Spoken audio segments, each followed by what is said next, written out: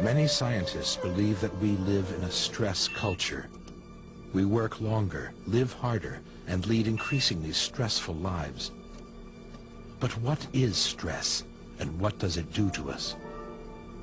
Over the last decade, there has been a revolution in research whereby scientists are recognizing the interaction between the body and the mind, and the link between stress and illness in human beings.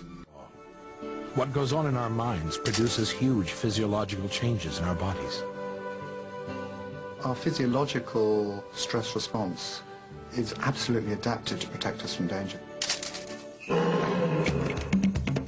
It's adapted from Tom's ancestors when they needed to escape from animals, such as that lion. And we call it the fight or the flight response. It's the response the body needs to protect itself from danger or to fight its way out of a particular problem. So what have Tom's ancestors conditioned his body to do when he sees a lion? Through the eyes, an area of the brain called the cortex recognizes the lion. The message is sent through to the amygdala, which identifies the lion as a threat. The amygdala then activates the hypothalamus in the base of the brain. The hypothalamus is the critical part of the brain, which then organizes the response to the stress. It sends messages right down through the spinal cord, which then get to the middle of the adrenal gland, the adrenal medulla, and it releases a hormone called adrenaline. And adrenaline is a very important hormone in the stress response. It increases the amount of sugar in the blood, it increases the heart rate, and really increases the amount of energy available to your muscles.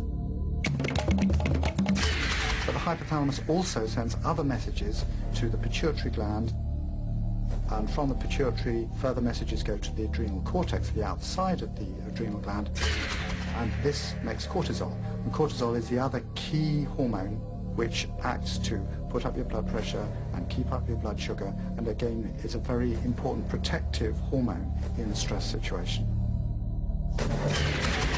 The fight-or-flight response may be an appropriate response to ancestral threats, but it's not always appropriate in our modern lives.